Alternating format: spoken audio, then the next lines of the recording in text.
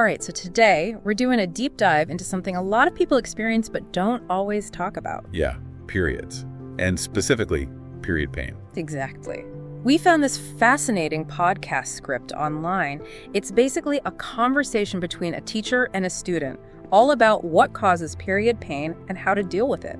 Definitely a good starting point. We'll break it down for you and pull out the key stuff, make it a little more engaging, I guess. Exactly. And it gets pretty interesting. Did you know what you eat can actually make cramps worse? Oh, yeah, absolutely. We can dive into that a little later, but first, maybe we should back up a bit. Good idea. Everyone knows, the basics of periods, right? Yeah. Shedding the uterine lining and all that. Right. But it's how that really explains the pain. It all comes down to these chemicals, prostaglandins. They're kind of the culprits here. Prostaglandins, those sound intense. Are they like little ninjas or something, causing chaos in our bodies? Well, not exactly ninjas, but they do have a pretty powerful effect. They're actually, it's a group of hormone-like lipids. And they have different roles in the body. Okay. Some of them trigger inflammation and muscle contractions, and that's especially true in the uterus during your period. Right. And the higher the levels of these specific prostaglandins, the stronger those contractions get. And, of course, the more intense the cramps. So it's like they're basically turning up the dial on those uterine muscle spasms. Ouch. Exactly. Okay, that makes sense. I'm starting to understand why some people have it so much worse than others then. Right. And that's important to remember. There's a lot of variation. Prostaglandin levels are different for everyone. Plus, other things come into play, like age. Oh, yeah. Like, how does age affect it? Well, younger people often have more intense cramps. It's because their hormonal cycles are, still getting established. It's not totally settled yet. Right. Makes sense. And what about those other conditions you hear about, like endometriosis, PCOS? Do those mess with the prostaglandins too? Those conditions can definitely make periods more painful, yeah. But it's not always a direct link to prostaglandins. It's a bit more complicated. Yeah. Take endometriosis, for example. That's where tissue that's similar to the uterine lining, it grows outside the uterus. So you get inflammation and pain because of that. Oh, wow. And then PCOS, polycystic ovary syndrome, that's a hormonal disorder. It can cause irregular periods. And yeah, those are often more painful too. Okay, so it's not just one thing. It's like a whole web of factors causing period pain. Exactly. So comparing yourself to other people is totally useless then. Pretty much. Everyone's experience is unique. What might be mild for one person could be totally debilitating for someone else. So let's get to the good stuff. What can we actually do about these cramps? The script mentions a bunch of different coping strategies. Some seem kind of obvious, like the heating pad thing. Heat just helps muscles relax, right? It does. Applying heat to your abdomen, it can help relax the uterine muscles. And yeah, that can definitely reduce the cramping. But there are other things that people might not think of. Like what? Well, light exercise, for example. Really? I feel like when I have cramps, the last thing I want to do is work out. Wouldn't that make it worse? You'd think so, but gentle exercise, like stretching or a brisk walk, it improves blood flow. Ah, okay. And that can actually help ease those cramps. It's all about finding a balance. Nothing too intense, obviously, but enough to get your circulation going. Huh. I'll have to give that a shot next time. The script also mentioned drinking lots of water and getting enough magnesium and calcium. Yeah. Is there a link there? Dehydration can definitely make cramps worse. Think about it. When you're dehydrated, your blood thickens, right? Yeah. So it's harder for the uterus to shed its lining effectively. So that's where electrolytes are important, especially during your period.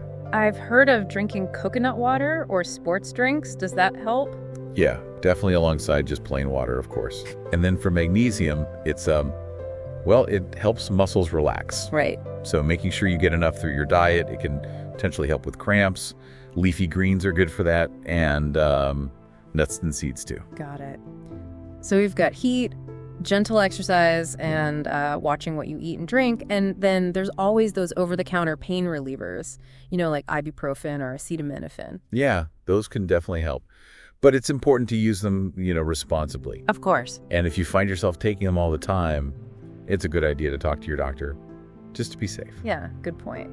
Now, this one I'm actually really curious about. The script suggests things like yoga, deep breathing, even meditation to help with cramps. Right. Isn't that more for general stress management? It is. But stress can actually make period pain worse. Oh, really? Think about it. When we're stressed, our muscles tense up. And that includes the muscles in your uterus. Ah, I see. So less stress, less intense cramps. I like that these strategies take into account both the physical and mental sides of things. Exactly. That kind of holistic approach is really important for finding long-term relief and feeling better overall. Okay. We've covered a lot of helpful strategies here, but let's be real. Sometimes it feels like nothing helps. So, when do those cramps cross the line? When does it go from something you can manage on your own to something you should see a doctor about? That's a great question. If your pain is so bad that it's interfering with your everyday life, you should definitely see a doctor. Like if you're missing work or school? Yeah, or if it's keeping you from, social events and things you want to do, don't just try to tough it out. Got it. There might be something else going on. Right. A doctor can figure out what's causing the pain and help you find the best way to deal with it. Okay, that's good to know. So we've talked about the biological side of period pain, the why and how it happens, and some things to try for relief. But there's this whole other part of it too, kind of a social layer. Definitely. The stigma around periods. It's a big one. The script even mentions how periods are often seen as something private, almost shameful. Yeah. And that leads to a lot of silence and misinformation. Yeah, totally. I've heard it all. Periods are gross. Periods are something to hide, like we're still in the dark ages or something. And those attitudes, they have real consequences. Yeah, like what? People, especially young people, they might feel embarrassed to talk about it. Yeah. Or uncomfortable seeking help. Or even just, acknowledging that they have periods. Which just makes it worse, right? Yeah. It just keeps the shame and silence going when it's something that, hello, half the population experiences. Exactly. It's natural. We need to be able to talk about it openly. So how do we change that? I mean, this stigma has been around forever. It feels like it's baked into our culture. It's a tough one, but I think education is a good place to start. Okay. Open and honest conversations like what we're doing right now. Yeah. That can help challenge those old-fashioned ideas. Yeah. Welcome back to our deep dive on period pain. Before the break, we were talking about, the lack of research and open discussion around periods. Yeah, it's kind of crazy when you think about how many people experience it. Right. It makes you wonder, what if there are solutions out there that we just haven't discovered yet? Like the script we were looking at mentioned diet. Could changing what you eat actually make a real difference? That's interesting. We talked about magnesium and how that can help with cramps, but what if there's a whole, a dietary strategy that could really reduce the pain? Yeah, or even eliminate it for some people. That's a big question. I mean, we know diet plays a role, but getting rid of period pain completely just with diet, that's probably a bit more complicated. Yeah, hormones and genetics and all that stuff probably comes into play too, right? For sure. Everyone's different. But exploring personalized nutrition plans alongside medical guidance, that could be really promising. Yeah, it makes you wonder why there isn't more research on that. And what about stress? We talked about how stress can make cramps worse, but could managing stress actually make periods less painful? That's another area that needs more research, definitely. I mean, we know stress reduction is good for you in general. Yeah. Things like mindfulness and meditation. Right. But their direct impact on period pain, we need more data on that. So lots of possibilities, but not enough research to know for sure. Pretty much. It's kind of frustrating, isn't it? We should be further along in understanding this, especially since it affects so many people. Yeah, I get it. It can be frustrating, but maybe we can channel that frustration into something positive. You mean taking action ourselves? Exactly. So for anyone listening who's dealing with period pain right now, what's the first step? Well, the first step is just acknowledging that your experience is valid. Right. It's real. It's not just in your head. Exactly. It's not something you have to just suffer through. Mm-hmm. And a good place to start is tracking your symptoms. How bad is the pain? How long does it last? And do you notice any patterns? Like keeping a period journal. Yeah, exactly. Once you have a better idea of your own patterns, then you can start trying out some of those coping strategies we talked about. Right. Heat therapy, exercise, staying hydrated, all that good stuff. And don't forget about rest. Sometimes your body just needs a break. That's true. And if those things aren't enough, you can always talk to a doctor. Definitely. They can check for any underlying conditions and help you find a more personalized approach. It's not about toughing it out. There's help out there. Speaking of help, something that stood out to me in the script was how important they said open communication is. What do you think? Why is that so important for dealing with period pain? Well, I think it comes down to breaking the stigma. We've talked about how that stigma is a huge barrier to understanding and managing period pain. Talking about it with people you trust, friends, family, even partners, it helps. It makes it feel less like a secret, right? Yeah, and it helps people feel less alone. I know I grew up feeling like periods were something to whisper about, something to be ashamed of. Maybe too. But when you actually start talking about it, you realize a lot of people are going through the same things. And it's not just about sharing experiences, it's about educating each other. Yeah, like I didn't know that exercise could help with cramps until recently. Exactly. Sharing information can really help people feel more in control. Right. And when we talk about it openly, we also create space for empathy and understanding. Like even people who don't get periods can start to understand what their friends and family are going through. Yeah, and that can make a big difference. They can create a more supportive environment. And a supportive environment can make it so much easier to deal with period pain, right? It's easier to cope when you feel like you have people you can talk to. Definitely. And that brings us to the social side of this whole issue.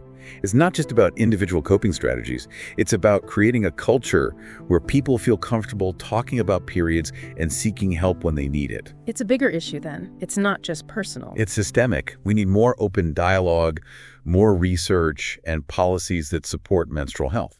So we've come a long way in terms of talking about periods more openly, but we still have a long way to go. Yeah, it's a journey. And every step counts.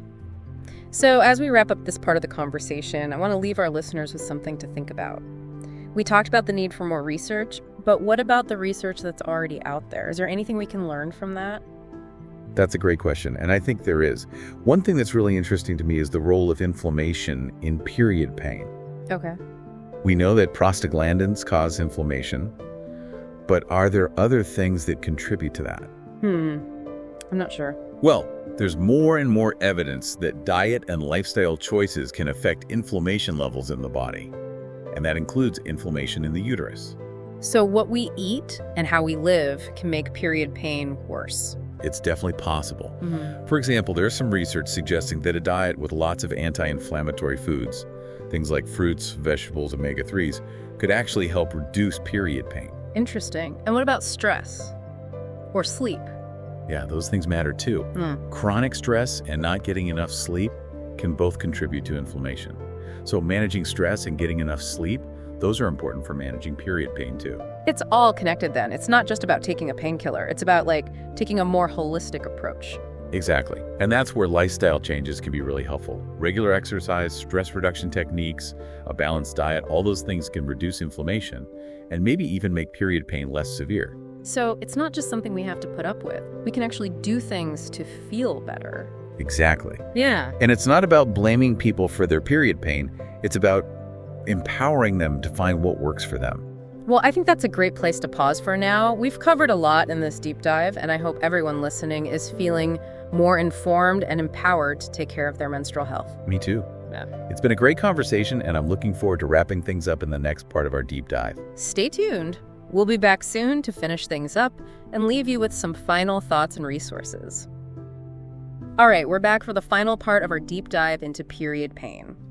We've talked about all sorts of things, from the science behind it to ways to cope, and even, the whole social stigma around periods. Yeah, we've covered a lot of ground. But now it's like, okay, where do we go from here? What's the next step? Well, remember that podcast script we started with?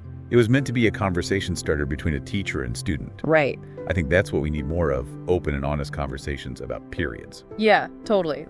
Taking what we've learned and talking about it with our friends, family, whoever. Exactly. It's like a ripple effect. Yeah. The more we talk about it, the more people are informed, and hopefully the less stigma there is. Right. And it doesn't have to be anything fancy. You don't have to be an expert. Right. Just share what you've learned. Maybe you tried one of the coping strategies we talked about and it worked for you.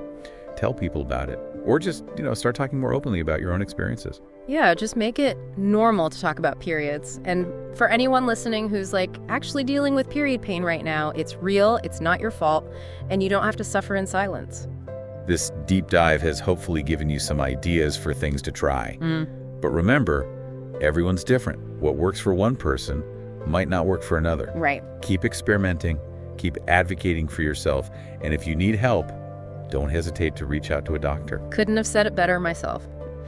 We're wrapping up this episode, but obviously this isn't the end of the conversation. Keep learning, keep questioning, and keep those conversations going. And remember, even small actions can make a difference. Talking about it, sharing resources, just being more understanding, all of that helps. Yeah. We can create a future where period pain is taken seriously and people get the support they need. Absolutely. Thanks for joining us on this deep dive, everyone. Until next time, keep learning and keep those conversations going.